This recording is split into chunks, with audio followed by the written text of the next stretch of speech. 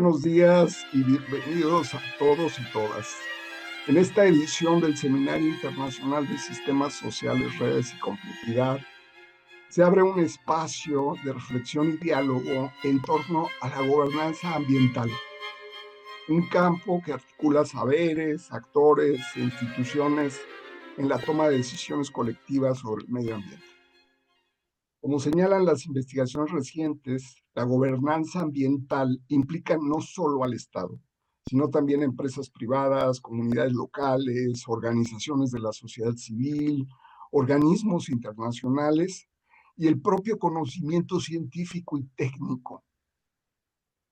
En este marco, contamos con la participación de 3 conferencistas cuyas investigaciones aportan miradas complementarias y críticas sobre los retos y posibilidades de gestionar lo común en escenarios de crisis socioecológica.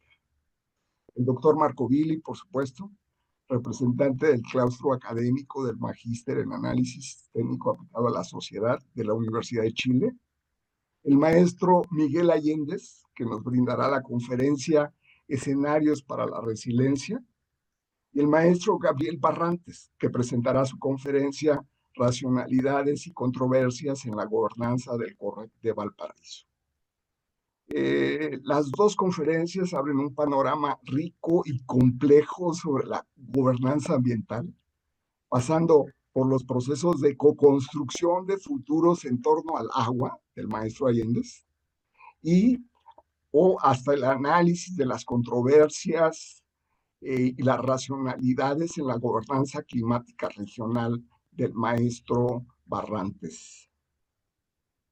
En conjunto, nos invitan a reflexionar sobre la necesidad de gestionar la complejidad en tiempo de crisis ecológica y climática, reconociendo que la sostenibilidad no es el resultado de consensos fáciles, sino de procesos dinámicos de articulación, disputa y aprendizaje colectivo, por supuesto, de disenso. Agradecería a nuestro reconocido y estimado doctor Marco Billy, coordinador de este seminario desde Chile, en Chile, que iniciara con sus aportaciones. Gracias. Muchas gracias, Carlos. Muchas gracias a todas y todos los que hoy día nos están escuchando en esta sesión. Y realmente quiero agradecer, Carlos, no solo por invitarnos hoy día, sino en general por todo el trabajo de tener en pie una tan interesante espacio donde nos juntamos cada 2 semanas, aprendiendo cada vez más, ¿no?, sobre estos temas tan interesantes y que, como ya saben, este año ha estado tomando como protagonistas los exalumno egresado del Magíster en Análisis Sistémico aplicado a la sociedad, que es un honor para mí introducir y presentar, porque realmente todas las veces que estamos, yo ya llevo muchos años, yo soy titulado de ese magíster y después pasé a ser docente, ya hace muchos años en ese espacio, y hoy día soy parte del comité académico, como decía Carlos, y un espacio que cada vez nos brinda un enriquecimiento a los profesores, además que a los alumnos. Yo creo que muchas veces nosotros aprendemos más de los alumnos que viceversa. Y se ha ido generando unos espacios, yo creo también de aprendizaje entre los estudiantes que son muy, muy interesantes. Y este es uno de esos espacios donde seguimos haciendo este aprendizaje colectivo y también lo llevamos por afuera. Así que de nuevo, muchas gracias, Carlos, para brindar ese espacio. Bueno, como bien decía Carlos, la gobernanza es un tema interesantísimo, es un tema que es muy necesario de estudiar hoy día. Nosotros sabemos que en el trabajo de Luhmann, si bien no se habla propiamente de gobernanza con ese término, sí se habla mucho de los desafíos del Estado, de los desafíos de la política y de la regulación y los límites, ¿no?, también que tiene la regulación y la gestión y la capacidad de control o steering, como se dice, ¿no?, en general de lo que son la política pública y los problemas complejos en un contexto en que la sociedad no solo se hace cada vez más compleja y se diferencia contextualmente, sino también genera de alguna forma, siendo una constante reentry, una constante reingresamiento de sí misma, genera su propia intransparencia, como se nos dice Luhmann. Por lo tanto, se le hace muy difícil observarse a sí misma y con mayor razón controlarse a sí misma o dirigirse en alguna dirección. Pese a lo cual, esta dirección, este trabajo de conducción, este trabajo de orientación es cada vez más necesario en un contextos donde los problemas complejos y los cambios tecnológicos hacen que no podemos y cada vez parece como menos probable esperar que los problemas, por así decirlo, se resuelvan solo con la mera evolución, digamos, al azar. Muchos de los problemas que hoy día enfrentamos, desde los materias de cambio climático o la inteligencia artificial que hoy día tanto nos demanda, o la pandemia, como la hemos vivido, la guerra, la inmigración y todo eso son problemas que requieren de alguna forma algún tipo de conducción, pero son problemas altamente complejos ante los cuales las estructuras estatales clásicas han demostrado en varias maneras de no ser adecuadas. Lo que no significa que podamos sencillamente renunciar y esperar que, bueno, Dios nos perdone, porque de alguna forma vivimos en una sociedad contemporánea donde ya hemos asumido hace mucho tiempo que es la sociedad misma que, como buena sociedad, digamos, que ha asumido riesgo dentro de su propia gestión y ha asumido el futuro dentro de sus propias gestiones, tiene, particularmente la política, que hacerse cargo de su futuro. Entonces, la gobernanza nos viene a poner en un contexto en el que tenemos necesariamente que repensar la manera de ser gobierno y que podemos también observar cómo se repiensa dentro de la sociedad moderna y cuál nueva sociedad o cuál nuevo tipo de política o de legislación y también de ciencia se genera cuando de alguna forma se modifican esta manera de gestión y se buscan estos nuevos mecanismos. Y así encontramos muchas veces interacciones entre diferentes sistemas diferenciados que dentro de nuevos espacios organizacionales blandos, que hoy día llamamos gobernanza, encuentran su espacio de gestación, encontramos interfaz entre la ciencia y la política, entre la ciencia y el derecho, entre la política y la economía, entre la educación con todo lo anterior, y es por tanto altamente necesario estudiarlo. Y tenemos la riqueza de muchos autores que vienen de la tradición lumaniana, que han estudiado eso de muchas maneras muy interesantes.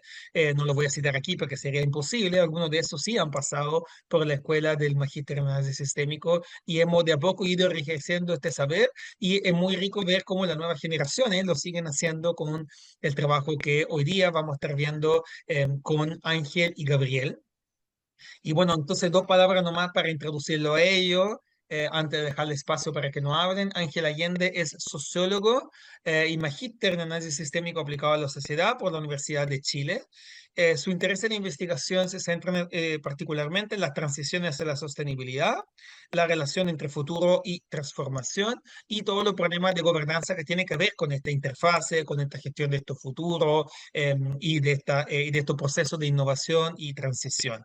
Eh, y actualmente es profesional de la Dirección de Innovación de la Universidad de Chile, por lo tanto une, digamos, un espacio más de desempeño en un espacio de trabajo y de desarrollo universitario con también un espacio más orientado a la investigación y también a la docencia, porque Ángel codirige y es docente en varios cursos que se dictan dentro de la Universidad de Chile en esta misma materia.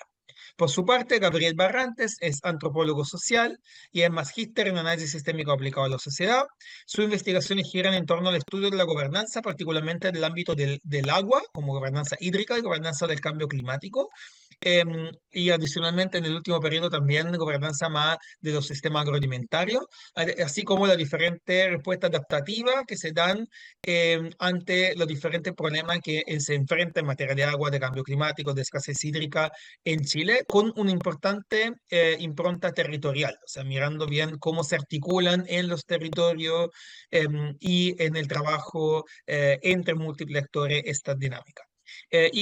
Gabriel además se desempeña también como investigador, se desempeña como consultor también dentro de diferentes procesos asociados con esta materia y también ha participado en procesos de docencia, de pre y posgrado en materia de gobernanza también.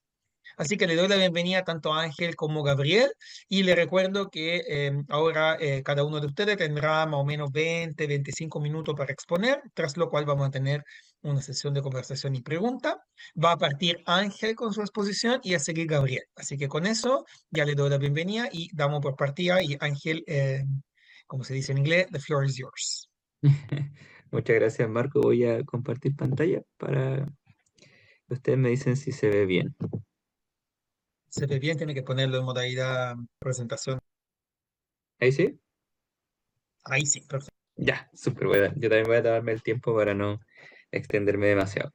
Bueno, muchas gracias por la invitación a este espacio. No me voy a volver a presentar porque ya me presentaron. Y hoy les voy a contar un poco del trabajo que yo hice en el contexto de mi tesis de magíster, precisamente en el Magíster de Análisis Sistémico aplicado a la sociedad. El título de esta investigación es Escenarios para la resiliencia, co-construcción de futuros para el río Maipo a través del proyecto MAPA. Entonces les voy a contar un poco la problematización que hice antes de llegar a investigar sobre estos temas. Primero, yo parto de la idea de que estamos en la sociedad contemporánea y hoy en día estamos enfrentando una serie de problemas que se caracterizan por su complejidad, que también pueden ser denominados, ¿cierto?, wicked problems. Y estos problemas complejos le exigen a los tomadores de decisiones poder generar información que ayude, ¿cierto?, a facilitar esos procesos de toma de decisión en contextos de alta incertidumbre. Y una de las metodologías o herramientas que se utiliza para eso es la construcción participativa de escenarios futuros. Entonces, me llamó la atención el uso de esa metodología y quise profundizar un poco más, sobre todo porque se mencionaba en la literatura que habían algunos posibles beneficios no explorados de este tipo de estudios, de estos estudios de construcción de escenarios futuros, que se hacían de forma participativa o a través de la co-construcción de conocimiento. Entonces, estas herramientas generalmente permiten generar información útil en procesos de decisión, estos contextos de alta incertidumbre, pensando en favorecer esos procesos de gobernanza, que es como la gran cierta ventaja que tienen, pero precisamente esas ventajas que tienen están algo no exploradas. Entonces, mi intención fue poder abordar un poco más eso. Entonces, empecé a prestar atención a esta idea de que fueran procesos participativos y de que construcción de conocimiento, y en la literatura, sobre todo asociada a temas de co-construcción de conocimiento, se menciona que estas formas participativas de construir escenarios podrían tener cierto impacto para generar cambios estructurales, que van más allá como de la instancia puramente participativa. Entonces, uno junta a los actores a conversar, pero eso tiene otras consecuencias posteriores que están asociadas a la idea de propiciar cierto aprendizaje o construir redes de actores, entre ellos que podría tener un efecto transformador. Es un poco lo que se planteaba. Sin embargo, a pesar de que esto es muy recurrente en la literatura, estos posibles efectos de estos procesos participativos, donde se están construyendo visiones de futuro, no existían claridad acerca de cómo ocurren esos impactos, cuáles son los mecanismos a través de los cuales esos impactos se van escalando. Y eso generaba un poco cierto ese vacío de una necesidad de poder estudiar cómo se rastrean estos procesos. Entonces, un poco a partir de ello, también se identifica la falta de marcos analíticos que aborden este aspecto en particular, de poder construir marcos teóricos que nos ayuden a entender ese proceso en el que este tipo de transformaciones se van escalando y cómo se construyen esas redes de actores o aprendizaje y cómo eso termina teniendo impactos transformadores. Entonces, a partir de esa problematización, la finalidad del estudio es proponer un marco analítico que permita identificar esos cambios más estructurales generados a partir de la realización participativa de construcción de escenarios futuros y luego de haber construido ese marco teórico, hacer una aplicación breve a un caso de estudio real, que es el que estaba mencionado en el título y también le voy a contar más adelante. Entonces, ¿cómo empecé a abordar esto? Y aquí la principal propuesta es entender la construcción participativa de escenarios como un proceso de metagobernanza. Es un proceso de intervención que lo que busca hacer es coordinar las expectativas entre los distintos actores. Entonces, a partir de este tipo de proyectos, se construyen imágenes de futuro que logran generar quizás un consenso a nivel discursivo y con ello una coordinación anticipatoria de las distintas acciones de regulación que pueden tomar los actores sobre un determinado sistema. ¿Y qué es lo que se genera en estos procesos de construcción de escenarios? Se va construyendo una semántica del futuro del sistema, que puede entenderse como avances preadaptativos de lo que podría suceder en estos contextos, ¿cierto?, de alta incertidumbre, y eso hace posible nuevas selecciones. Entonces, un poco interviene en la estructura semántica y con ello habilita la posibilidad de nuevas selecciones en la comunicación, en lo que tiene un impacto, ¿cierto?, en las decisiones que los actores finalmente terminan teniendo y con ello se van coordinando. Entonces, esta forma de intervención o metagobernanza, que es la construcción participativa de escenarios, se puede entender también como una forma de intervención contextual que puede ser observada en dos niveles. En el primer orden, uno puede identificar quién es el interventor en este contexto, que vendría siendo aquel actor que diseña el proceso de construcción de escenarios y que nace como esta acción de intervención y metagobernanza, que permite coordinar expectativas de los actores y con eso intervenir un sistema de gobernanza que en el fondo refiere a este conjunto de actores o organizaciones que están tomando decisiones o acciones de regulación y con ello coordinar esas expectativas sobre el futuro y a partir de eso que todos empiecen a tomar acciones y decisiones que van, por así decirlo, en una misma línea. Cuando eso sucede, cuando en el fondo se produce esa coordinación entre las acciones que están tomando estos distintos actores, es cuando se puede generar un impacto transformador en un sistema de referencia, ya que ese sistema puede ser el que nosotros estemos observando. En el caso de mi investigación tiene que ver principalmente con un sistema territorial, y ahí vamos a hablar un poquito más de eso. Pero es un poco la estructura base que tiene. Entonces, ¿cómo se articulan estos elementos teóricos más, de forma más aterrizada?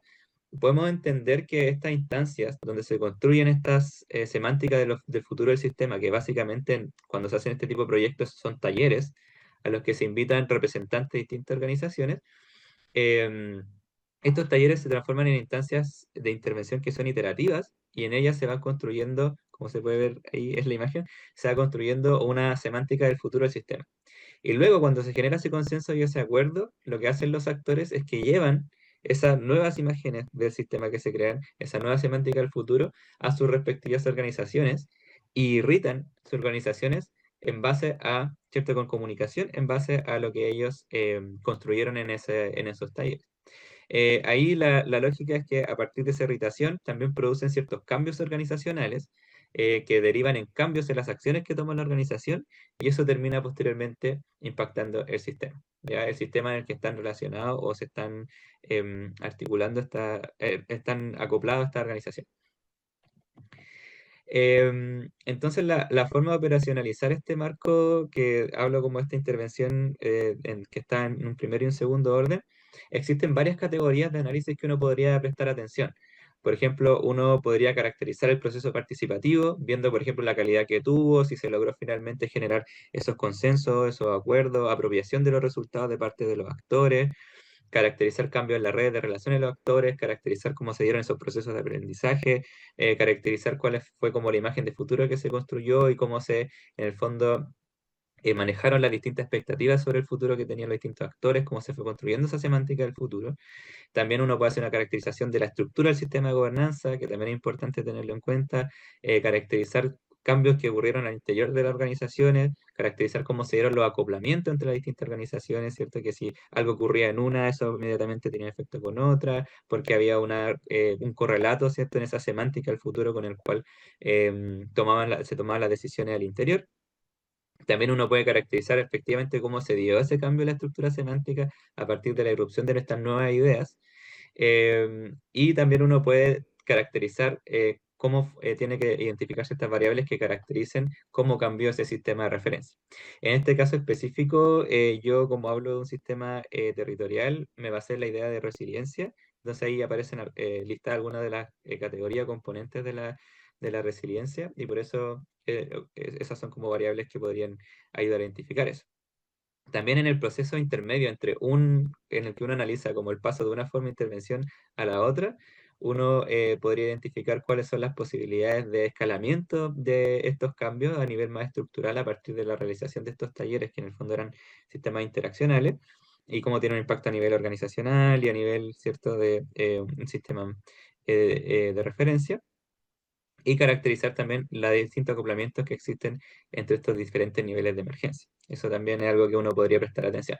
Pero como pueden ver, era un marco muy amplio que implicaba muchas cosas, una investigación que también requeriría también un cierto carácter longitudinal. Entonces, dada esa complejidad, yo solamente tomé algunos de estos elementos que son los que analicé a partir de una investigación más empírica, que son los que aparecen ahí en otro color, en un color rosado. Entonces lo que hice básicamente fue ocupar esas categorías y dividirlas como en tres formas distintas de evaluación, como por así decirlo, a tres distintos niveles. Primero, caracterizar la calidad que fue el proceso participativo, cómo se desarrollaron esos sistemas de interacción, cómo fue que en esos sistemas se construyó esa semántica sobre el futuro del sistema y finalmente si esas condiciones que se dieron permitían o no la apropiación, la difusión de precisamente esa semántica. Luego, observar el impacto que podrían haber tenido a nivel organizacional. Cómo fue que esas semánticas del futuro fueron adoptadas o no por las organizaciones para un poco guiar las decisiones que se tomaban. Y finalmente, identificar qué cambios podrían haber ocurrido en ese sistema de referencia, que en este caso específico yo lo evalué a través de las dimensiones de la resiliencia del sistema. Entonces, para eso me basé básicamente en dos técnicas de producción de información, entrevistas y también revisión documental. En el caso de la calidad del proceso participativo fueron principalmente entrevistas y revisión de documentos, y en el caso de observar qué pasaba en la organización y qué pasaba a nivel del sistema, me basé principalmente en el desarrollo de las entrevistas. Entonces lo que hice fue aplicar todo este marco a un caso específico, un estudio de caso específico que fue el proyecto MAPA o Maipo Plan de Adaptación. Este fue un proyecto que se desarrolló por otra universidad, que es la Universidad Católica aquí en Chile, en Santiago, que tenía por objetivo generar insumos para la construcción de un plan de adaptación en temas de seguridad hídrica para la cuenca del río Maipo, que es la cuenca en la que se encuentra la ciudad de Santiago, que es la ciudad más grande de Chile. Entonces, un poco el objetivo también el objetivo del estudio aportaba a mejorar la resiliencia de la cuenca, pensando en que se desarrollara este plan de adaptación. Ahí este proceso fue un proceso de construcción de escenarios futuros, que eran insumos para la generación de ese plan de adaptación, que es muy particular porque se tuvo una alta participación de diferentes organizaciones. Más de 35 organizaciones participaron en este proceso y organizaciones muy diversas, de la sociedad civil, la academia y también de empresas privadas. Entonces era un caso ejemplar para poder ver estos procesos de articulación que se podrían crear a partir de intervenir con un tipo de proyecto como este, la construcción de esa semántica del futuro y cómo eso impactaba, ¿cierto?, en articular las decisiones de los distintos actores, esas acciones de regulación. Entonces el sistema de referencia o sistema territorial en el que se busca intervenir vendría siendo la cuenca del río Maipo, y las dimensiones yo buscaba evaluar la resiliencia, el aumento de la resiliencia en ese contexto que se puede entender, ¿cierto?, como la capacidad del sistema para observar perturbaciones, manteniendo sus funciones y estructuras. Y específicamente me enfoqué en dos dimensiones de la resiliencia. Uno tiene que ver con la capacidad de autotransformación del sistema, que creo que es lo que se podría ver más directamente, que es cierto, que se asocia mucho, ¿cierto?, al tema de la gobernanza. Y lo otro tenía que ver con la memoria o aprendizaje que podía tener este sistema territorial, como en el fondo este proyecto también puede haber contribuido a generar cambios o transformaciones en esa memoria o en esa capacidad de aprendizaje que tendría este sistema. Entonces, bueno, como les comentaba, me basé en un análisis documental donde lo que hice fue complementar información descriptiva del proceso participativo que se llevó a cabo en ese contexto y cómo fue la estructura de ese proceso, qué resultado obtuvo. Los criterios de muestreo de los documentos fueron documentos donde se escribían las actividades, por ejemplo, donde estaban los objetivos del proyecto y habían algunos registros de cómo se dieron estos procesos. Entonces, básicamente fueron 6 informes técnicos que se analizaron y 4 newsletters que producía el proyecto para informar cuáles iban siendo los resultados del mismo. Luego también hice varias entrevistas, que fueron entrevistas que se podrían caracterizar como de tipo doxático o fenomenológica, que en el fondo se enfocaban en las vivencias de los actores y el conocimiento que ellos tenían sobre el proceso. Y ahí el criterio de muestreo fue un muestreo por cuota que intentó abarcar las distintas tipos de actores que participaron, que eran, cierto, 35 actores, y se tuvo 3 representantes de cada sector, público, privado y sociedad civil. Y también se buscó que hubieran ejecutores del proyecto, ya que también es importante conocer cuál era la visión que tenían ellos, como quienes fueron los que diseñaron ese proceso. Entonces, ese era un poco el plan, pero bueno, dentro de la posibilidad que había de poder entrevistar a la gente, porque este fue un proyecto que se desarrolló hace como 10 años atrás, fue muy difícil rastrear a las personas y que ellas también estuvieran disponibles a participar, que se acordaran de qué era lo que había pasado. Finalmente se logró entrevistar solo a 4 personas del sector público, 2 del sector privado, una sociedad civil y 3 ejecutores. Y al final, luego de la entrevista, lo que se hizo fue un tipo de análisis cualitativo de tipo deductivo, utilizando un razonamiento abductivo. O sea, se partó con ciertas categorías de análisis que están asociadas como a cómo se caracterizan los procesos de participación o las dimensiones de la resiliencia, por ejemplo, y también se dio paso o posibilidad que surgieran nuevas categorías de análisis para darle esa coherencia y definición al resultado. En base a eso, bueno, aquí también hay una muestra de las categorías de análisis. No me voy a extender en esto porque también puedo abordarlo cuando presente algo de los resultados, pero solamente para que haya una imagen de cómo se operacionalizaron en el fondo estas 3 formas de análisis, como a nivel del proceso participativo, a nivel de organizaciones y nivel de impacto en el sistema, y con esas categorías. Y ahora pasando a los resultados del proyecto, en cuanto a lo que tiene que ver con las características del proceso participativo, me basé en observar principalmente 4 dimensiones que creo que pueden ayudar a identificar la calidad del proceso, el contexto, cómo se manejó el tema de la participación de actores o la diversidad o pluralismo que podrían tener, la clara definición de metas y la posibilidad de que el proyecto fuera lo más interactivo posible, o sea, que favoreciera el relacionamiento entre actores.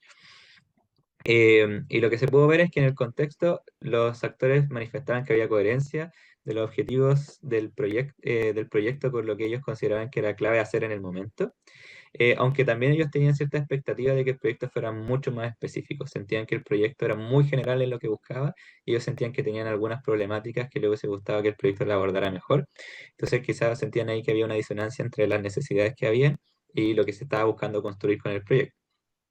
En cuanto al pluralismo del proceso participativo, significaba que existía una alta diversidad de actores, que era algún valor, pero desde el punto de vista de los ejecutores se mencionaba que por el contexto en el que se está discutiendo temas de seguridad hídrica, había una cierta evasión a los disensos. Eso tiene que ver con algunas cosas que son muy del contexto chileno, asociado a cómo se estructura el código de aguas, y había ciertas tensiones respecto como a las características que tiene nuestro modelo de gestión. Entonces, para no generar ciertos problemas o tensión en torno a eso, se evadió un poco el disenso en la construcción de ese futuro colectivo.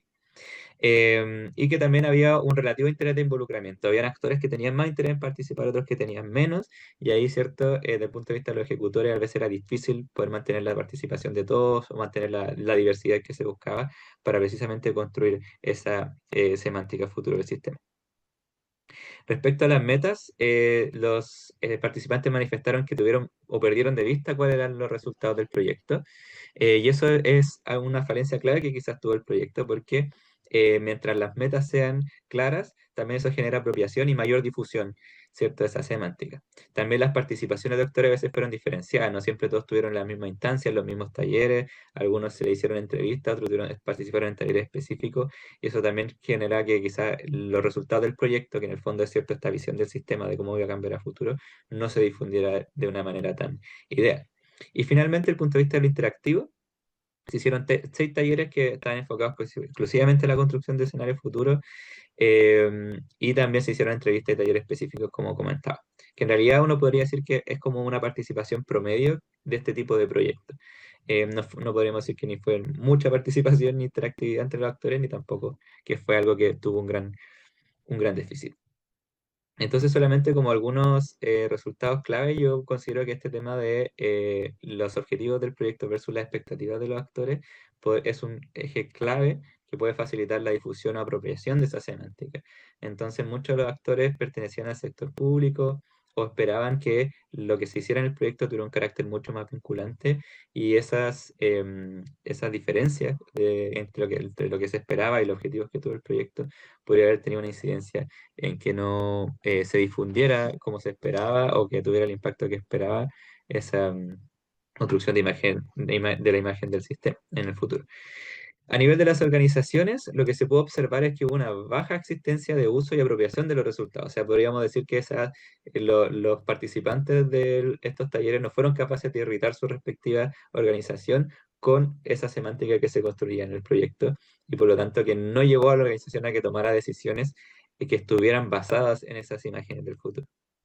Y esto mencionan que tiene que ver con distintos factores.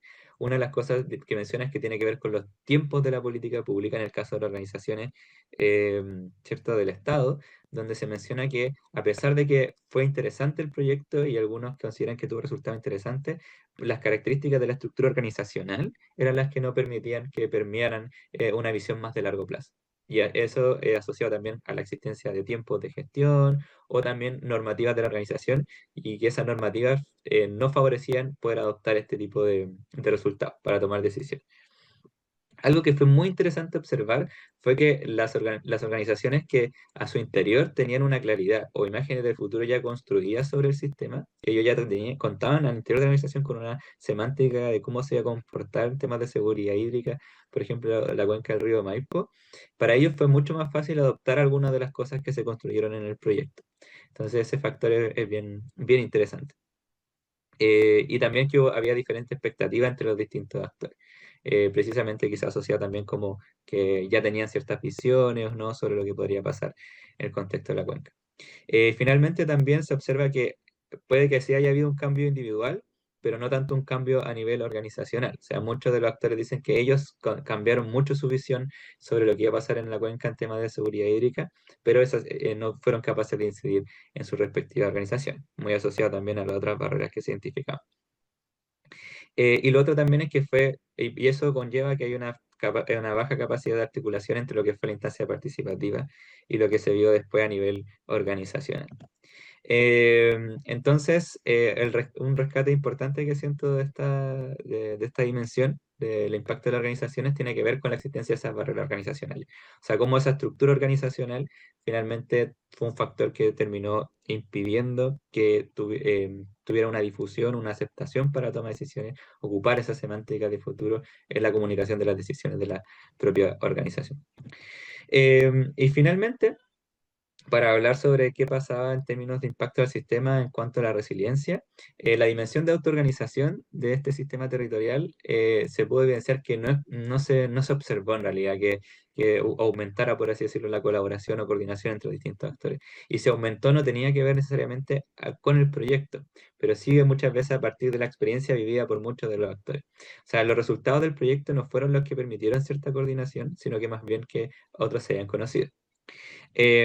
Así los contactos a nivel personal se hicieron más relevantes, pero no tanto como colaboraciones formales a nivel organizacional, que eso no fue algo que se produjo a partir del proyecto, pero sí se generaron redes de relaciones a nivel personal. Em, y en cuanto a la dimensión de anticipación, algo que se considera como un resultado clave del proyecto por parte de todos los actores y que en realidad tiene mucho que ver con la base del marco de análisis que se está proponiendo aquí, es la instalación por la preocupación de la situación futura de la seguridad hídrica.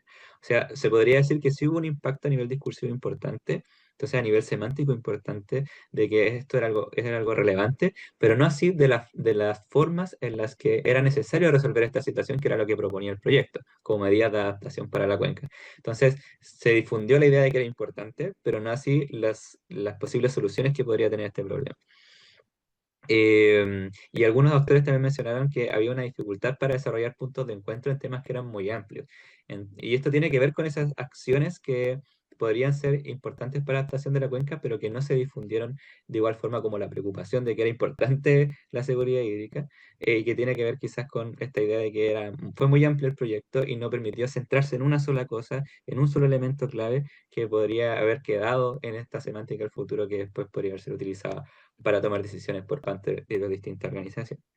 Y en cuanto a la dimensión de memoria y aprendizaje, se menciona que aumentó la disponibilidad de conocimiento en la cuenca, como por ejemplo la instalación de ciertas herramientas de modelación que fueron una herencia metodológica adoptada por muchas organizaciones, como algo muy interesante que ocurrió a partir del proyecto, y que los resultados algunas veces fueron insumos para la creación de nuevos trabajos, pero no así para procesos de toma de decisiones o creación de ciertas acciones de regulación. Y ahí, bueno, yo creo que el impacto clave que considero interesante en esta dimensión tiene que ver con este impacto a nivel más discursivo de la instalación del concepto de seguridad hídrica. O sea, a nivel, ¿cierto?, de cambio de la estructura semántica, creo que podría haber sido el impacto más interesante. Y como reflexiones finales, la ventaja de la propuesta creo que una primera aproximación teórico-metodológica para evaluar este tipo de impactos, porque como les comentaba al principio, no existen o no existen marcos que estén pensados exclusivamente para esto. Permite hacer distinciones más específicas, pensando en los distintos niveles, ¿cierto? De emergencia en el que uno puede analizar cómo se van dando el impacto de este tipo de procesos como acciones de intervención, reconociendo la diferenciación sistémica, por ejemplo, y la posibilidad de acoplamiento como factores clave. En cuanto a las desventajas de la propuesta, hay una necesidad de aplicación de nuevas herramientas metodológicas y estudios longitudinales, que también lo mencionaba, y abordaje de varios casos también en un mismo territorio para poder distinguir qué efectos se dieron a partir precisamente de un proyecto que podría haber intervenido otro que también podría haber tenido el mismo efecto, etcétera. Entonces, abordar también más de las dimensiones que les mostraba en un principio que se pueden contemplar para analizar un proyecto como este y cuál podría haber sido su impacto en temas de gobernanza, creo que sería algo interesante que hacer a futuro. Así que eso, muchas gracias. Muchas gracias, Ángel. Muy interesante tu presentación y súper bien cómo la presentaste, así que te agradezco mucho en eso. Vamos ahora a darle la palabra a Gabriel. Vuelvo a recordarle a todos los que nos están mirando en línea que pueden ir dejando sus preguntas si quieren o informarnos y nosotros también vamos a tener una conversación después y vamos a tener el espacio de la conversación después de la presentación de Gabriel.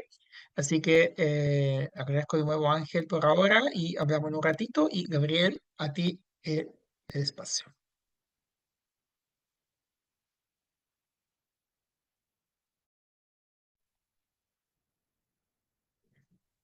Sí, hola, ¿cómo están? Em, Bien, Muchas gracias por la invitación. Primero me disculpo porque amanecí con un problema en la cámara del computador y en el audio por alguna razón. Entonces voy a estar desde el celular, pero presentando desde mi conexión del computador, que desgraciadamente por razones que desconozco no me funciona bien la cámara. Ahora voy a te estamos presentar. escuchando y viendo bien. Y Sí, ahora está cargando eso. Puede presentar para ver cómo se ve.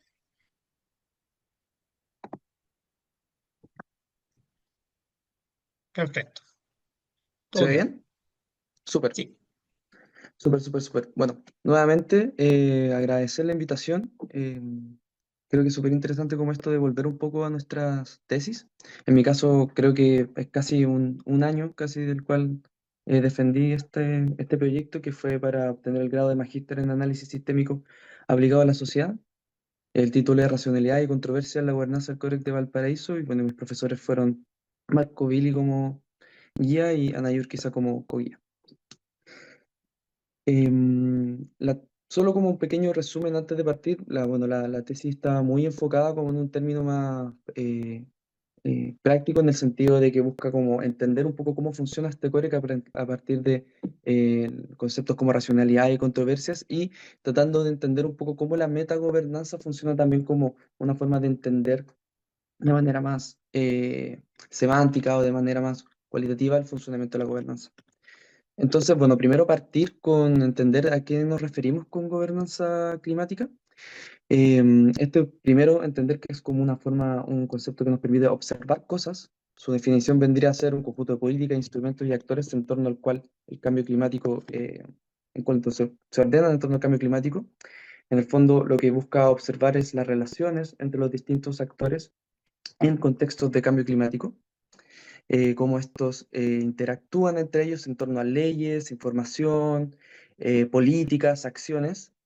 La gracia y lo que diferencia esto de otros conceptos es la inclusión del nivel horizontal e intersectorial. ¿A qué nos referimos con esto? Como ampliar un poco el abanico de cómo estamos entendiendo en general las políticas públicas en torno al cambio climático, en torno a las políticas públicas en general, y entender cómo para poder generar intervenciones en el territorio o en cualquier situación, necesitas de la colaboración o diferentes actores interactúan para que esto funcione como tal. Es decir, eh, para poder hacer políticas de cambio climático necesitamos como entender cómo funciona la organización de la sociedad civil, necesitamos información de la ciencia, etcétera. Ahora, la gobernanza por lo general tiene como dos concepciones, una como digamos, como la búsqueda de ciertas formas de gobernanza, ya refiere como gobernanza anticipatoria o gobernanza adaptativa, que busca como entender cómo deberíamos avanzar hacia ciertos modelos de gobernanza. Pero también hay otra de facto que entiende entender cómo existe o qué existe en torno a la gobernanza, eh, cuáles son las formas en que hoy en día los actores se están relacionando, eh, y por lo mismo tratar de describir un poco cómo está funcionando eso. Y ese es en ese sentido lo cual se instala esta investigación. Y para eso, para poder comprender cómo se relacionan o cómo funciona la gobernanza hoy en día, existen diferentes conceptos, diferentes formas de acercarse al fenómeno. Pueden ser las redes, es decir, cómo se relacionan directamente, cuáles son los personajes o los actores con más eh, influencia o prioridad dentro de esta red, la forma de decisiones, las normas que intervienen en esto, de qué manera se relacionan de manera coherente o no, etcétera. Y particularmente esta investigación se busca o plantea el problema de la coordinación a nivel como más semántico, es decir, entender el problema de que al mismo tiempo que se amplía la participación dentro de la construcción de políticas o de intervenciones dentro del territorio o dentro del funcionamiento del Estado, también aumenta la complejidad en torno a que diferentes actores suponen diferentes percepciones de cómo se tienen que solucionar los problemas. Y al mismo tiempo diferentes experiencias e intereses en torno a ciertos eh, contextos de cambio climático, por ejemplo, bueno, en torno a la agricultura, en torno al agua, en torno a las energías renovables, todo eso tienen diferentes problemas o tienen diferentes percepciones y lo mismo tiende a generar posibles problemas. Y ahí es donde entran los conceptos de racionalidad y controversias. La racionalidad es como la forma, se entiende como la forma en que están observando los diferentes actores, en este, bueno, sistemas, pero vamos a entender eso después. Y las controversias como los diferentes desacuerdos, pero desacuerdos en el sentido de que son desacuerdos los cuales son dos posiciones que no se pueden desentender en el momento. No son conflictos, porque no entran como en una disputa, digamos, como más moral o ética, sino más bien como choques entre dos percepciones distintas en un momento en el cual las dos personas no se pueden evitar.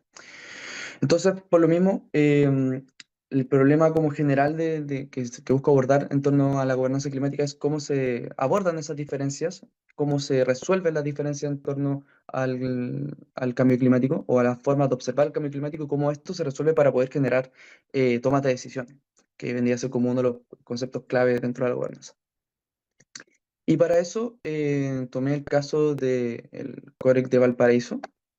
Em, los COREC son, bueno, surgen desde la Ley Bases de la Naturaleza en Chile el año 2014 y a medida que han ido avanzando paulatinamente la normativa en torno al cambio climático en Chile, estos fueron tomando más fuerza últimamente con la Ley Marco de Cambio Climático del año 2022.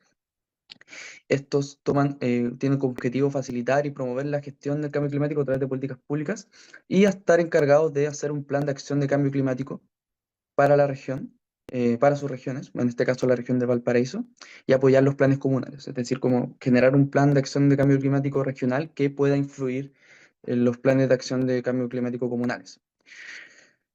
Esta está compuesto y su configuración como a partir de la ley es intersectorial. ¿A qué se refiere esto? Con que participan instituciones regionales o políticas regionales como los municipios, los gobiernos regionales, pero también las representaciones del nivel central a nivel regional, que en este caso son las secretarías regionales secretarías regionales ministeriales, que son de ciencia, de agricultura, de política, o sea, de obras públicas, de medio ambiente, etc. Entonces hay una diversidad ahí y también involucra a la sociedad civil y a la academia. En la ley, esta vendría a ser la configuración de los actores con diferentes como derechos, por así decirlo, derecho a voz, derecho a voto.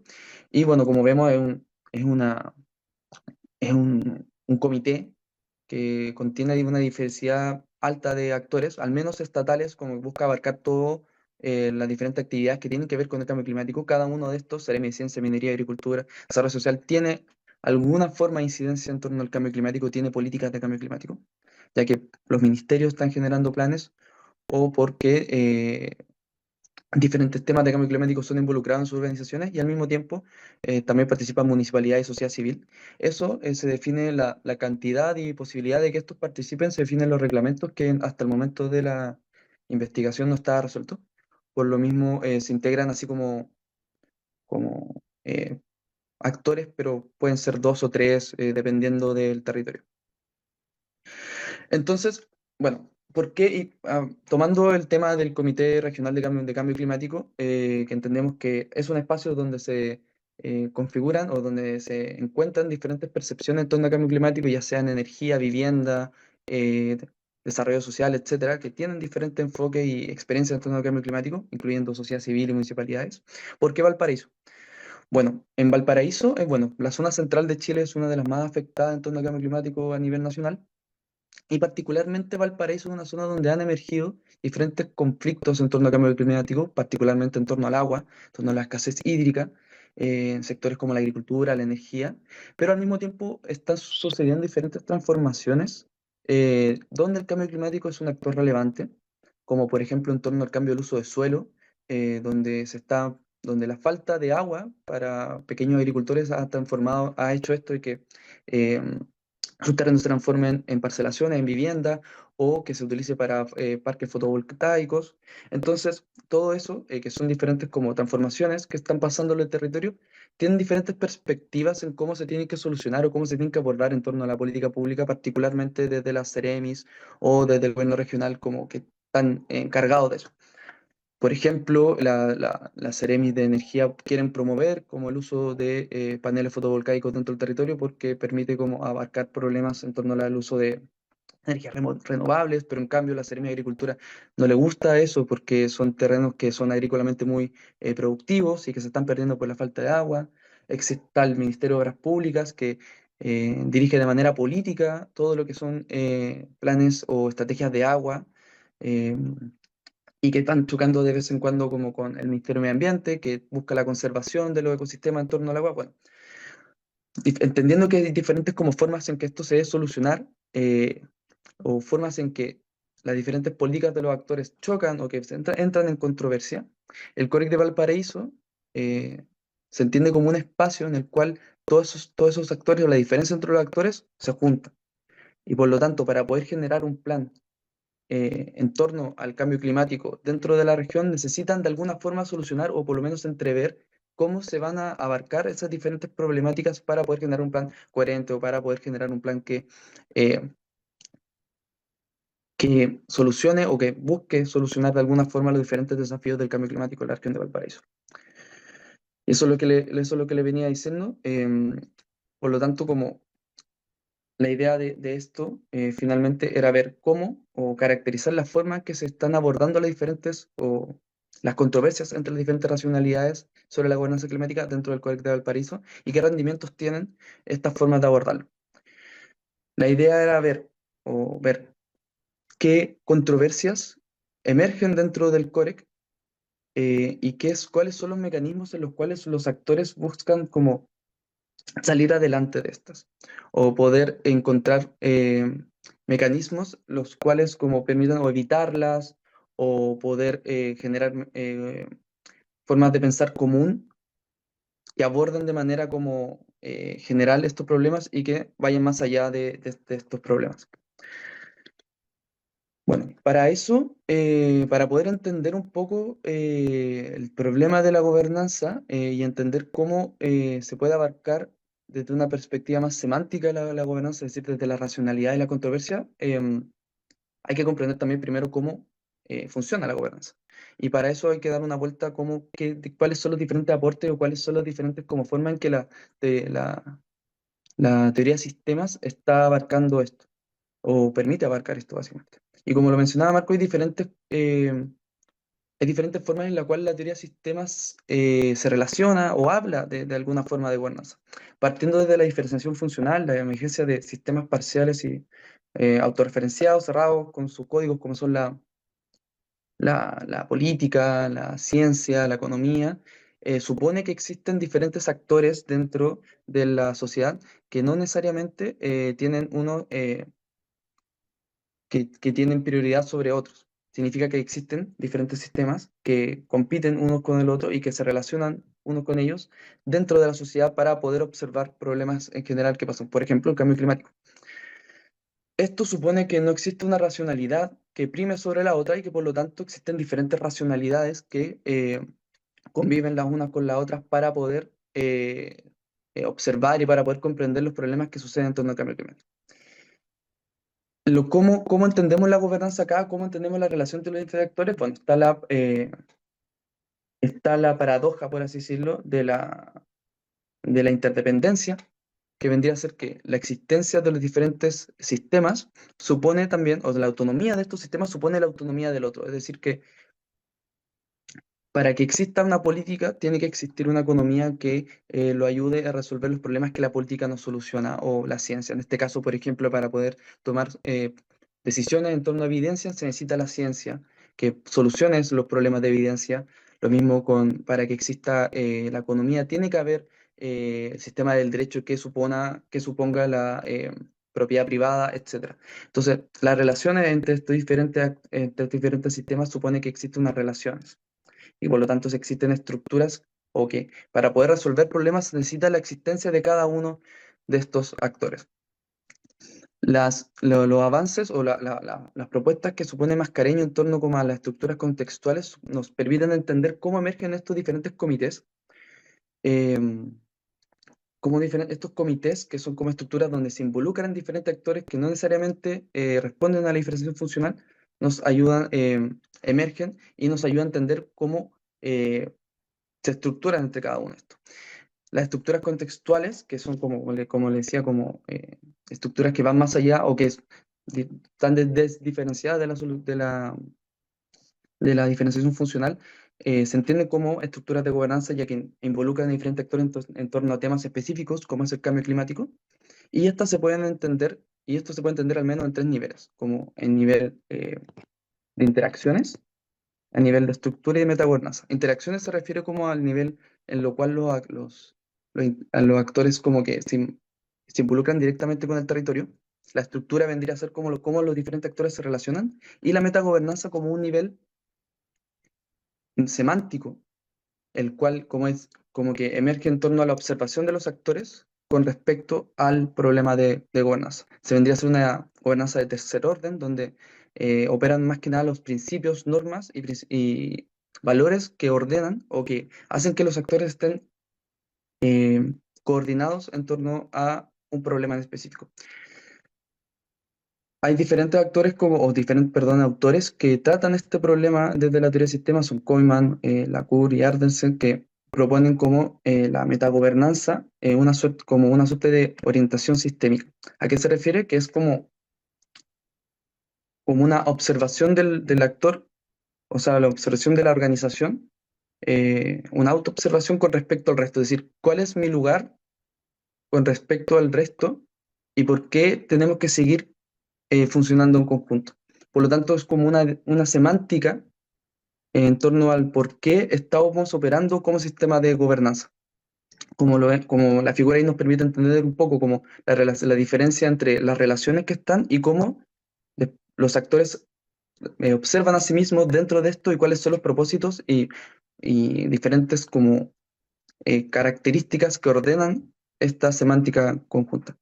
Y esto, como lo propone, bueno, aquí el profesor Marco, se puede entender al menos en tres dimensiones: el qué, quién y hacia dónde, que corresponde a las tres dimensiones del sentido del humano, que vendría a ser el qué, la dimensión objetual, el quién, la dimensión social, y el hacia dónde, una dimensión social.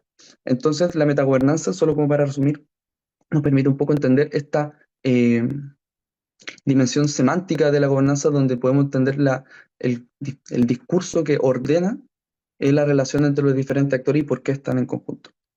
Y eso, por supuesto, nos permite como abordar cómo mediante esto o cómo esto se relaciona con las diferentes racionalidades. Bueno, en esto se involucran las diferentes racionalidades en torno al cambio climático y las controversias formarían parte también de esta gobernanza. Y para esto, bueno, fue un enfoque principalmente cualitativo, donde se realizaron entrevistas y análisis de las reuniones y de las actas. Las entrevistas fueron a 7 actores, eh, tratando de que sea una representatividad estructural sobre las diferentes posiciones y representaciones que hay en el COREC. Las reuniones, bueno, de todas las reuniones disponibles desde que empezó la Ley Marco de Cambio Climático, que cambió las atribuciones del COREC, y las actas también, todas las actas disponibles en el momento con respecto a las reuniones. las entrevistas fue esta la muestra porque como la ley marco suponía la participación de ciertos actores, pero era el reglamento el cual tenía que definir cómo estos iban a participar. Y en el momento en que yo realicé la investigación no había el reglamento, entonces no estaba completamente definido cómo y quiénes iban a participar dentro de esto, aparte de los diferentes ministros, o sea, seremis, que tienen planes ministeriales de cambio climático, por lo mismo tienen que aplicarlos a nivel regional. Por lo tanto, la estructura, vendría a ser como la estructura del COREC y se tomó como punto de partida quienes tuvieran derecho a voto. ¿Por qué? Porque si no tuviera derecho a voto, probablemente las controversias no hubiesen sido, o no era necesario la emergencia de controversia, ya que es el derecho a voto el que permite como ejercer el cómo yo quiero solucionar ciertos problemas o cómo el ministerio busca solucionar ciertos problemas en torno al cambio climático. Entonces, bueno, se tomó como punto de partida las personas de derecho a voto y se entrevistó a 7 personas en ese sentido. Y esta es un poco de la muestra del análisis documental que se utilizó para esto. Y pasando como a los resultados, bueno, el resultado más increíble de esto y bueno, un poco cómo giró la investigación es que no se encontraron controversias en torno a las políticas y conflictos de la región. Es decir, que durante el proceso de entrevista y análisis de las reuniones o los actores entendieron que no habían o que no hubieron dentro del COREC diferentes conflictos o problemas, perdón, y controversias en torno a cómo se tenía que abarcar el cambio climático en torno a la región de Valparaíso. Eso fue como un hallazgo, como el hallazgo como más eh, importante dentro de la investigación. Y, y en el fondo, cómo a partir de esto lo que buscamos, lo que busqué entender es por qué no aparecían estas controversias y qué, o sea, qué de las entrevistas y de las reuniones me permitían entender por qué no habían controversias. Y al menos hay dos cosas súper importantes que aparecen, sobre todo en el proceso de entrevistas, que son las concordancias en torno al cambio climático. ¿A qué me refiero con esto? Es que cuando yo entrevistaba a los actores, em, todos me decían más o menos de qué se trataba el cambio climático, o cuál era, o había un diagnóstico común de cómo estaba afectando el cambio climático a la región de Valparaíso, y de que teníamos que actuar o de que se tenía que actuar en el momento. Y al mismo tiempo, todos planteaban de que todos los actores tenían que actuar con respecto a esto y que era un problema muy importante y que estaba afectando muy fuertemente a la región de Valparaíso. Entonces, no habían o no se observaron diferencias en cómo se tenía que tratar el cambio climático cómo se estaba tematizando este. Más bien, era muy común y todos trataban como temas generales porque también hay leyes que a ellos los mandatan y que toman los temas principales de cómo se tiene que usar el cambio climático. Al mismo tiempo, las soluciones eran generales y no tenían problemas con las soluciones de los otros actores. ¿A qué me refiero? Con que a pesar de que habían diferencias, ellos lo entendían como diferencias normales y que la verdad es que no había tanto problema con eso. Las tiraban como para un nivel superior. ¿A qué se refiero? Como que son problemas, los problemas que podían haber en torno al cambio climático eran problemas ministeriales, es decir, a nivel central, que se solucionan en Santiago, no problemas que ellos que tenían que abarcar. Y al mismo tiempo existía no solo como un diagnóstico común y generalizado sobre la observación y cómo se tiene que tratar el cambio climático, sino también sobre cómo los actores y el resto de personas estaban haciendo lo correcto para hacer el cambio climático. Significa que todos entendían que el resto de los actores estaban haciendo lo correcto y que estaban haciendo todos algo importante o que todos estaban en la misma línea para abarcar el cambio climático. Entonces había una suerte de identidad común entre los diferentes actores entrevistados, que fueron todos del mundo político, de que todos ellos estaban en la línea correcta, de que estaban todos haciéndolo con el mismo ímpetu, que estaban todos como de acuerdo en qué se debía hacer y que por lo mismo estaban todos en la misma línea, muy coordinados. Y esto se entiende como una suerte de emergencia de una identidad común entre los diferentes actores de qué se tenía que tratar, de cómo se tenía que tratar y que lo que, por supuesto, no permite la emergencia de desacuerdos entre ellos, más bien la evita. Esto nos permite como entender por qué los diferentes actores como que no discutían, por decirlo, en torno a diferencias políticas, sino más bien eh, por qué estos generaban estos diferentes acuerdos comunes de por qué hay que tratar el cambio climático de esta forma. Entonces la discusión giró en torno un poco a Entendiendo que esto generaba una identidad común, se puede entender como un arreglo de metagobernanza, es decir, como la observación que ellos tienen con respecto al resto es concordante y es más o menos una misma semántica, por supuesto con diferencias, pero que genera como una identidad común en torno a la estructura de gobernanza. Por lo mismo, una observación en torno a las diferentes dimensiones del sentido nos puede entender como qué pasa ahí y cuáles son las diferentes como consecuencias de que no se abordan estas controversias. Por un lado, la dimensión factual, que se define el qué se gobierna, que es la delimitación de un objeto de gobernanza, una suerte de como definición entre cuánto vamos a abarcar para poder gobernar el cambio climático, en este caso, en la región de Valparaíso. Y por supuesto, bueno, tema trata los límites de cómo, qué es lo que se tiene que abarcar y qué es lo que no, qué es lo que queda fuera en este caso.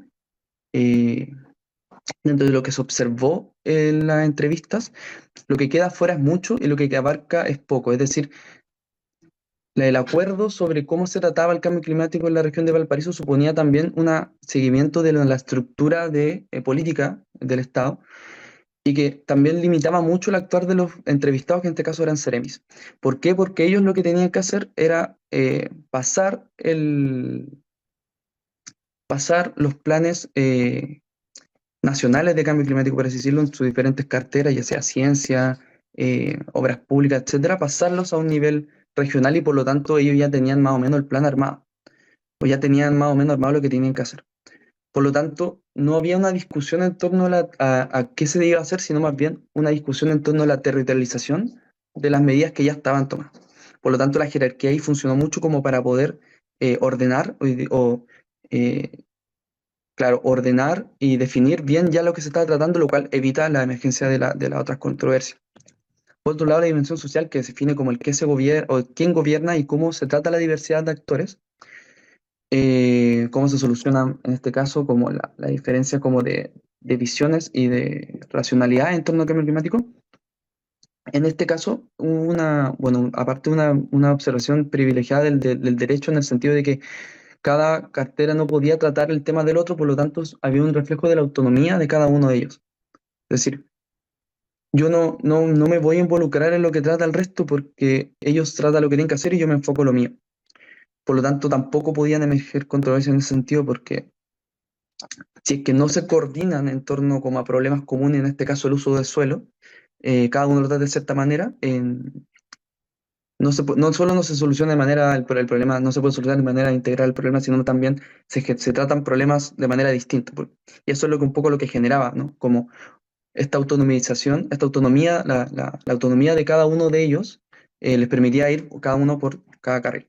Y en este caso, el liderazgo del CNM y Medio Ambiente permitía eso porque ordenaba un poco al COREC en torno como a cada uno lo que tenía que hacer, que es decir, insertar los planes a nivel nacional dentro del plan regional. Y la dimensión horizontal, o sea, la dimensión temporal, un poco, bueno, esta es como un poco la menos tratada dentro del tema, ya que el cambio climático es un tema de largo plazo, pero al mismo tiempo un tema que está sucediendo acá, y que se trataba de abarcar dentro del plan, que son 5 años. Por lo tanto, se podría decir que la dimensión temporal estaba un poco más organizada en el sentido de que cada uno tenía pensado los 5 años de los cuales tenían que funcionar los planes, pero al mismo tiempo esto choca con el funcionamiento del Estado, en este caso como los Ceremis, funcionan cada 4 años. Es decir, cada cambio de gobierno se cambia la Seremi. Por lo tanto, ellos también estaban dirigidos en torno a cómo se implementaban las diferentes como iniciativas del gobierno dentro del plazo que ellos estaban tomando. Y esto nos permitió, pues solo para terminar, porque estoy un poco pasado el tiempo, disculpen, entender un poco los límites y las barreras del funcionamiento del COREC, es decir, cómo este arreglo metagobernanza que he descrito anteriormente nos permite entender cómo funciona. Y aquí uno de los hallazgos interesantes es como la diferenciación entre la dimensión social y objetual, en cómo se aborda el cambio climático, mientras que en la dimensión objetual hay un acuerdo en cómo se debe tratar el cambio climático, es decir, las diferentes racionalidades o diferentes actores logran entender cómo obtener un objeto común. En la dimensión social no se permite, no se logra ese objeto común ser trasladado a una forma racional, o sea, una racionalidad común, más bien siguen operando las racionalidades distintas y por lo tanto la coordinación ahí se vuelve mucho más compleja y por lo mismo se autonomiza, se sigue tratando cada uno por su parte. Y al mismo tiempo, uno puede entender también por qué funcionan estos acuerdos de metagobernanza, en este caso en el Código de Valparaíso, porque está el sistema político eh, abarcando completamente este tema. Eh, o sea, está completamente abarcando el comité, por lo mismo la proporción de acuerdos en torno a cómo se debe tratar es mucho más alta. Facilita, pero al mismo tiempo limita cómo este acuerdo o cómo el PARC, en este caso el Plan de Acción Regional de Cambio Climático, puede funcionar para la región entera. Y ahí como reflexiones finales, para terminar, eh, la discusión nos permite un poco como ver los límites y cómo estos acuerdos de metagobernanza pueden limitar la acción de estos comités o de este tema. Existe una relevancia de quiénes tienen que participar en esto, cómo la diferencia entre otros actores puede cambiar la diversidad de los acuerdos y puede también enriquecer esto, y también cómo este tipo de soluciones que buscan abarcar los problemas de cambio climático a nivel regional muy complejos, quedan un poco limitados y que quizás no logren abarcar toda la complejidad de los problemas de cambio climático de la región de Valparaíso, que es lo que buscaban hacer. Esas son un poco las referencias y con eso termino. Muchas gracias. Muchas gracias, Gabriel. Lo mismo, muy buena tu presentación y muchas gracias por todo lo que nos comenta. Y nada, ahora daríamos, entiendo, una breve ronda de conversación con ustedes.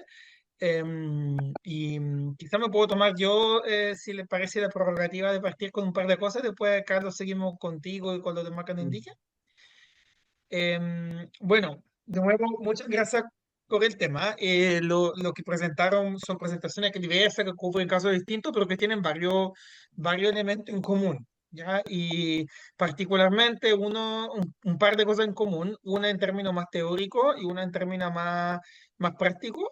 Un en términos más teóricos es la idea de metagobernanza, que los dos mencionaron, y quizás podrían ahondar algo más en eso, en el sentido que yo creería y considerando la experiencia también más amplia que han tenido después, ¿no? Metagobernanza es un concepto que viene realmente de las Europa y de ahí se va difundiendo en otros lados, pero también que más allá de ser un concepto, también es una forma de pensar la manera en que el Estado opera cada vez más como articulador, secundario, indirecto, ¿no? Entonces, es como esta idea y esta tendencia de pasar de la gobernanza en el sentido de que primero que el Estado hacía las cosas, ¿ya? Y después ya el Estado no lo hace, sino que se hace por gobernanza con otros actores, y después como esto tampoco funciona bien, entonces es cada vez más un rol como de retracción, ¿no? En un espacio cada vez más indirecto de hacer las cosas. Entonces, quizás sería bueno tener algunas reflexiones respecto de si creen o identifican que efectivamente en Chile hay una tendencia o globalmente hacia eso, o es más bien una tendencia teórica, ¿no? Y realmente como que se está tratando de forzar la mano a hacer eso, pero realmente lo que se hace termina siendo otra cosa. No sé si tienen un poco de reflexiones en ese sentido. Una segunda cosa que tiene que ver con esa, pero más como en lo práctico, digamos, tiene que ver, o sea, entonces la primera es como sobre el concepto de metagobernanza que tanto le parece que opera relacionado con los procesos de gobernanza que realmente observamos, ¿ya? Como que tanto aplica de verdad este concepto en lo que podemos ver o que tanto lo estamos forzando, pensando particularmente en América Latina. Y en segundo, en materia de más práctica, en ambos casos son mecanismos que se están planteando de hacer de tener un espacio como participativo y deliberativo para tomar decisiones alrededor de elementos complejos. Y en ambos casos, por razones distintas, parece que en última instancia el mecanismo que se está poniendo no necesariamente cumple con lo que se esperaría que hiciera, ¿ya? Como no que no funciona, funciona, opera, entrega cosas, pero uno podría indicar que lo que está entregando realmente no parece responder al espíritu que tenía. En el caso de Ángel, porque el espíritu parecía que, claro, se tomaran decisiones a partir de eso, y en el caso de Gabriel, porque uno esperaría que eso fuera para mediar cierto conflicto que efectivamente existe, para eso se hace el comité. Entonces, y parece que en ambos casos como que termina siendo otra cosa, ¿ya? Entonces, no sé si eso que no lleva a pensar en términos de, existen condiciones quizás distintas de aplicación de eso y o del contexto que hubiesen en qué eso puede haber sido distinto? ¿Se pueden operar estos mecanismos mejor en otro escenario o en otra forma de aplicación que se le ocurra? Y mi tercer punto tiene que ver con algo de Ángel, pero que yo creo que en este caso opera en ambos, que es la idea de lo vinculante. El CORECT en realidad es un espacio vinculante y como están todos obligados, y como ahí como papel la diferencia, está todo obligado a estar, todos van para cumplir lo que tienen que hacer y se limitan a eso. El otro, al contrario, es un espacio no vinculante y como no era vinculante, no lo tienen que implementar. Entonces, ¿estas cosas deberían ser vinculantes o no? ¿Qué piensan ustedes? ¿Cuáles sus apreciaciones o cuáles son las ventajas y desventajas? Esos tres elementos como tengo ahí para poner en la mesa. ¿Puedo partir yo como orden de las presentaciones? Em, lo de que si la metagobernanza es como una tendencia teórica o si realmente es lo que se está haciendo. Yo creo que es como generalmente el mainstream. Yo creo como de cómo entendemos que esa es la acción del Estado o cualquier actor que busca regular como un sistema de gobernanza como en el contexto actual. Yo tengo como gran referencia también todo lo que se hace en temas, por ejemplo, de innovación transformativa y de innovación basada por misiones, que es como otros marcos que tienen como esta lógica más sistémica de generar intervenciones. Y yo creo que es algo que cada vez como más popular está más instalado. Pero a pesar de que, claro, como es algo que se cree que se debería hacer, también hay dos cosas. Muchas dudas de cómo realmente esto se implementa en la práctica. Yo creo que no se conoce exactamente cuáles son como todos los mecanismos que nos permitirían hacer intervenciones como sistémicas de este tipo y asegurarnos que tengamos como ciertos resultados como los esperamos que sean. Yo creo que falta ahí mucho trabajo para definir cuáles son los mejores mecanismos para poder operacionalizar estas ideas, como la de metagobernanza, por ejemplo. Se asocia un poco también a la otra pregunta que tú decías, Marco, y también siento que todas estas como formas de gobernar, por así decirlo, que podría ejercer un actor como el Estado choca con las estructuras actuales que tenemos de cómo funciona la política pública. Porque la política pública, que funciona en sus lógicas de ciclo, en la lógica de una evaluación, de una accountability, también creo que ahí hay como una brecha en la que este tipo de formas como que no pueden llenar todavía. Como hay un tema como asociado a la rendición de cuentas que se aleja un poco como yo siento como esta idea de la metagobernanza, una intervención con una lógica más contextual, donde no podemos rastrear todos los efectos que ocurren a partir de nuestra intervención, que sabemos que esos efectos son no lineales. Entonces creo que ahí, del punto de vista como de lo que la política pública exige, por ejemplo, poder observar claramente cuáles son los resultados del desarrollo de una intervención. Creo que eso es un ejemplo de cómo esas estructuras que tiene la política pública puede que no sean coherentes como con estas formas de pensar la gobernanza. Entonces, así como otras quizás pueden haber otros ejemplos, pero a mí me surge eso como de primeras cuando lo preguntaba. Lo de los mecanismos que si tienen como si tuvieran un diseño distinto, como operarían mejor. Yo creo que para aquí es muy interesante algo que siento de mi trabajo que tiene que ver más como con los impactos indirectos. Eh, Algo que uno podría haber esperado era que se generara más colaboración entre los actores, que mejorara la coordinación y que luego un proyecto como este, quizás todos realizaran acciones que tenían sentido como con esa imagen del futuro que se construía, que tuviera como ese correlato. Y no fue así, como que lo que se puede identificar a partir de mi trabajo es que no fue así. Sin embargo, sí hubieron varios otros impactos indirectos que no dejan de ser transformativos, por decirlo de alguna manera. Entonces, claro, muy en la lógica de lo que decía antes, muchas veces no podemos controlar como exactamente qué es lo que va a suceder con una intervención que estamos realizando, como con este proceso de opción de metagobernanza, pero sí es muy probable que ocurran cosas que sí tienen un impacto transformativo. Entonces creo que ahí, como por ejemplo lo que comentaba de que se había instalado la idea de que la seguridad hídrica era importante. Y muchos reconocían que este proyecto en particular fue el que por primera vez instaló eso en la agenda, como en la temática, y a partir de eso empezaron otros actores a trabajar en ese concepto, a hacer nuevos proyectos, nuevas intervenciones asociadas a eso. Entonces creo que claro, ese impacto indirecto es rescatable, pero no necesariamente era lo que se podría haber generado, ¿cierto? Como con una intervención como la que fue este proyecto, con juntar durante 3 años más o menos, o sea, 2 años y medio, algo así, a 35 organizaciones distintas a una mesa a conversar, que igual es algo que toma tiempo, que recursos y algo así.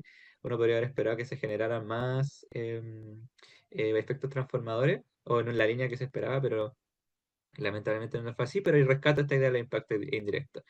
Y respecto a lo otro, de la idea de lo vinculante, que es mejor que sea, si es mejor que sea vinculante o que no lo sea, creo que va un poco también con la línea de lo que estoy diciendo. Como yo creo que los actores que decían eso se referían a eso porque también no veían quizás estos impactos más indirectos. Entonces, si nosotros hubiésemos hecho si se hubiese hecho como más vinculante el proyecto, probablemente sí, por un mandato de ley o lo que sea, se hubiese creado el plan de adaptación, se hubiesen adoptado ciertas de las medidas que el proyecto desarrolló, por ejemplo, como para poder intervenir la cuenca. Y eso se veía como una falencia. Pero claro, obviaban quizás como otros impactos más indirectos, ¿no? Entonces ahí yo creo que también la atención está un poco en eso como de nuestro contexto social contemporánea, ultra diferenciada, poder coordinar a las distintas racionalidades, como decía Gabriel, o en la lógica más vinculante que tiene una lógica un poco más de autoridad, ¿cierto? De decir como esto tiene que hacerse y ahí respecto también vuelvo salto un poco como a la primera pregunta con lo que mencionabas tú, Marco, que la idea de la metagobernanza, que son como visiones que vienen un poco del norte. Creo que la forma en la que tenemos la gobernanza acá y choca mucho con un ejemplo que está ahí y que y que entre comillas funciona como para solucionar mucho de este desafío, que es lo que pasa en China, por ejemplo, donde tenemos cierto una estructura de gobernanza muy autoritaria, lineal, y que en muy poco tiempo son capaces de resolver muchos de los problemas que los modelos que nosotros planteamos para poder hacerlo van en esta línea como de poder coordinar distintos actores. Entonces, claro, va como, depende mucho del contexto y cuando pensamos en esta idea de lo más vinculante, siento que surge un poco esto como lo más autoritario o de poder como decir, tiene que hacerse así y que viene un poco también de ese otro ejemplo que tenemos al otro lado, ¿cierto? Del océano, que es lo que pasó con lo que pasa con China. Pero eso podría decir al respecto. Muchas gracias, Ángel. Súper buenos puntos que levanta. Gabriel, a ver, Sí, solo para responder primero a la primera pregunta, para decir cosas distintas al Ángel. Em, claro, o sea, ahí habría como distinguir como dos cosas que también lo hago en mi presentación, como la diferencia entre la gobernanza como propuesta, como buscar hacer cosas, y la gobernanza de facto, que vendría a ser como cómo están operando de verdad las cosas de estas gobernanzas, digamos. Y yo creo que uno lo ve al menos en temas de cambio climático y agua, como la metagobernanza, como esta búsqueda de generar arreglos particulares y como también gobernar la gobernanza desde el Estado, es decir, como esta persona o el Estado como una forma de articulador de gobernanza. Sí se está usando y o sí se está buscando instalar de manera legal, principalmente como con todas estas mesas, el comité que yo estudié, pero también las recientes mesas de hídricas que están pasando en las diferentes cuencas acá, que son como un ejemplo de cómo de cómo el Estado a poco está, o de cómo se están instalando estas metagobernanzas. Sin embargo, que bueno, ahí ya sale de lo teórico, digamos, como que se está instalando, ¿cachai? Como que se está usando de verdad, tal como lo dice Ángel, como en estos temas de cómo el Estado resuelve problemas como de manera más rápida con diferentes modelos. Este tipo de forma de solucionar las cosas tiene sus cosas buenas y sus cosas malas, digamos, como que abarca a muchos actores y se dan diálogos como fructíferos en torno a cómo solucionar problemas y permite generar comunicación entre los otros, pero son muy lentos a veces. Y eso genera mucha, o ¿cómo decirlo? Como que rompe las expectativas de las personas en torno a problemas que muchas veces tienen que ser ágiles, tienen que ser de ahora. En el caso hídrico, creo que acá en Chile, o bueno, aquí en el Aconcagua es como uno de esos como donde más se ve, como estas mesas para que funcionen bien tienen que pasar por diferentes procesos y que me imagino que tienen que ver con cómo se está entendiendo que tiene que funcionar la metagobernanza, es decir, generar como espacios de trabajo común, arduo trabajo para que esto después funcione de manera correcta. pero como al mismo tiempo se observan como soluciones para problemas de ahora, es decir, la escasez de agua o los problemas de en torno como a cómo se está distribuyendo el agua y por supuesto también los problemas en torno a la adaptación al cambio climático, se ven como demorosos, se ven como temas que se podrían solucionar mucho más rápido si es que alguien llegara y tomara la decisión.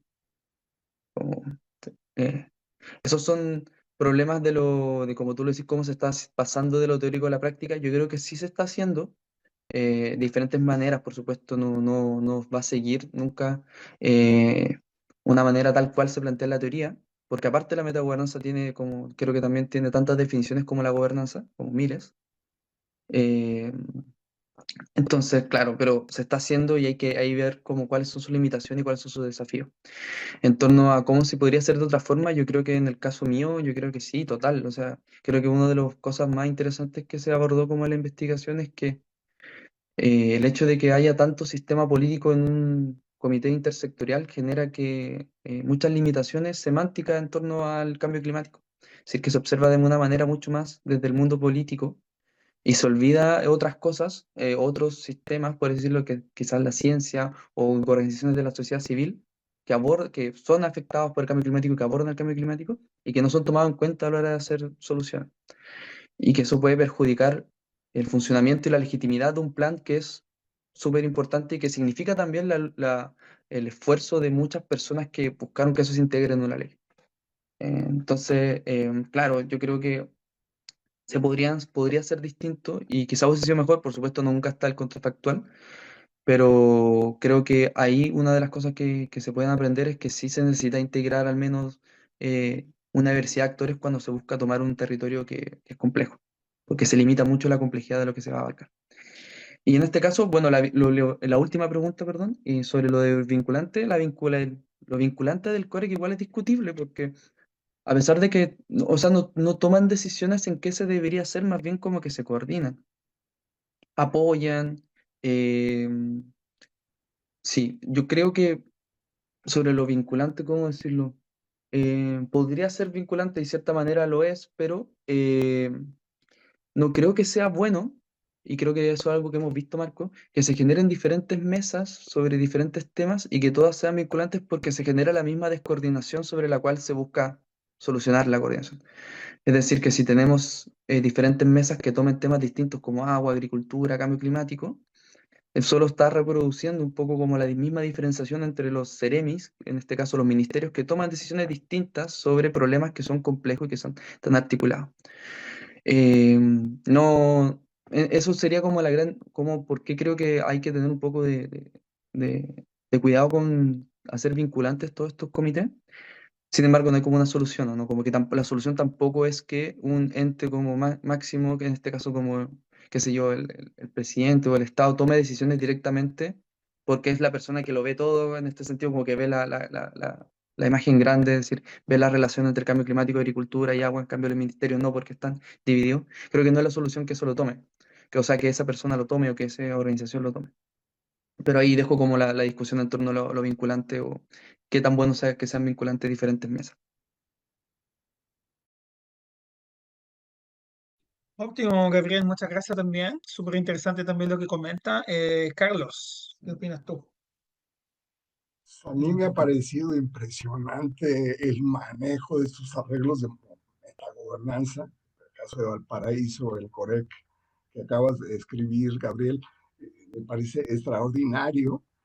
Por un lado, la escasez de controversias o la ausencia de tensiones en las reuniones que ustedes pudieron observar, que también consideraron que privilegiaba más que el reconocimiento de las diferencias, de los disensos, el privilegio en la coordinación y la estabilidad del mismo COREC.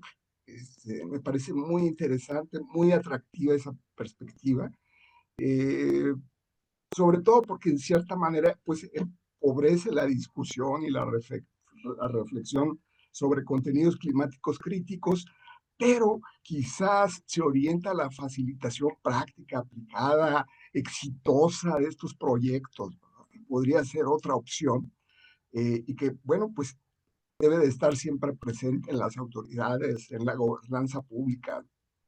Me ha gustado mucho esta distinciones que hiciste, pero me gustaría saber si quienes hicieron estas reuniones fueron empleados por el Estado, por el gobierno estatal o por un gobierno municipal o nacional. ¿Quiénes organizaron estas reuniones de trabajo, Gabriel?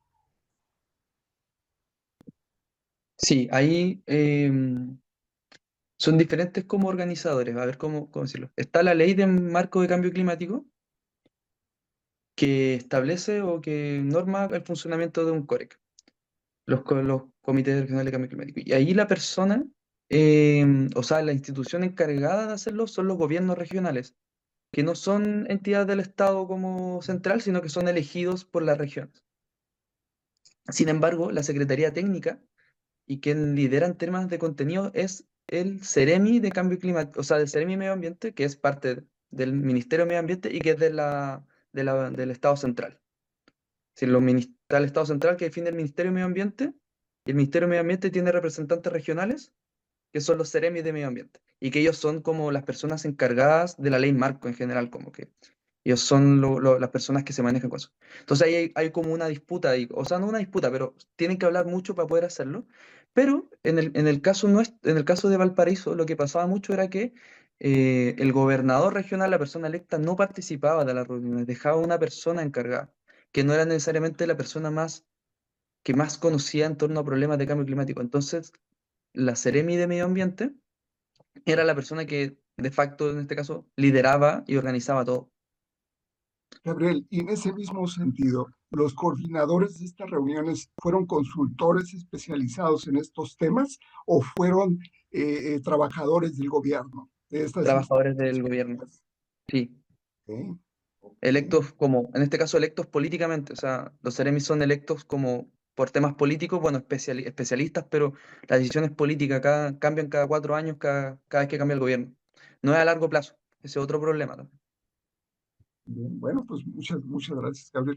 Ángel, a mí me pareció también muy importante esta especie de reconocimiento de ciertos mecanismos institucionales de reducción de complejidad, ¿no? En este proyecto del río Maipo. Eh, Sobre todo entre el visualizar los impactos discursivos que hay en este tipo de reuniones. ¿Qué impactos discursivos, aprendizajes, reflexiones? mm, y combinarlo con algo terrible. Bueno, pues sí, esos son los impactos discursivos, pero ¿y los cambios estructurales? Es decir, ¿qué cambios estructurales hubo? Y por supuesto la respuesta, que es terrible, ¿no? Es decir, pues entre el impacto discursivo extraordinario y los cambios estructurales mucho más bajitos, casi imperceptibles, pues hay un gran espacio, ¿no?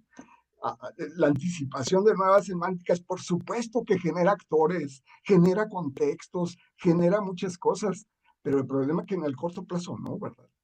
Y de inmediato tampoco. Es decir, hace falta, por ejemplo, una asociación entre los participantes que constituya reuniones cada mes, cada 2 meses, acuerdos respecto a qué papel van a fungir los diferentes actores de las sesiones.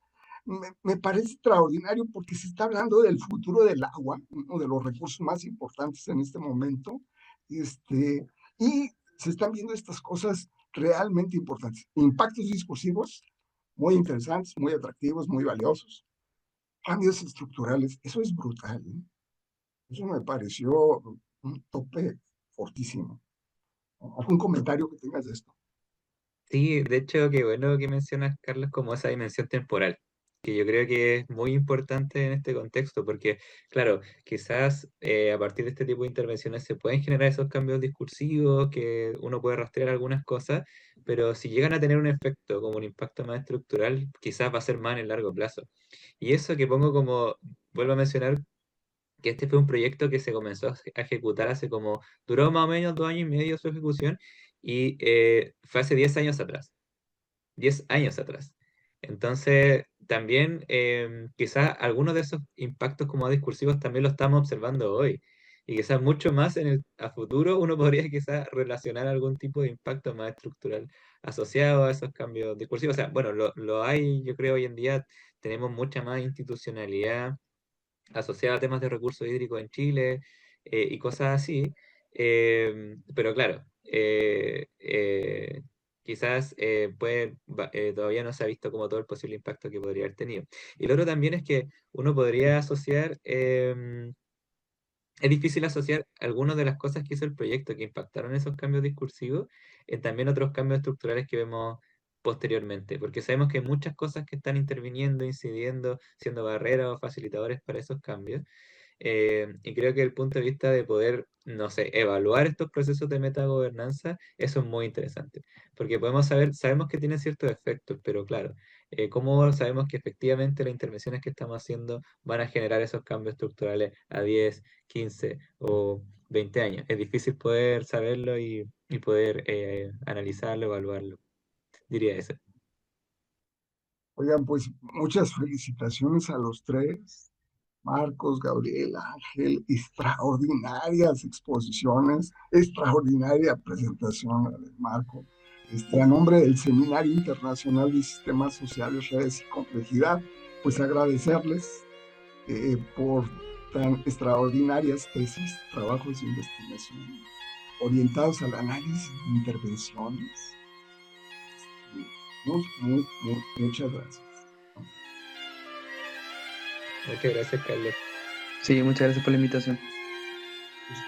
Bueno.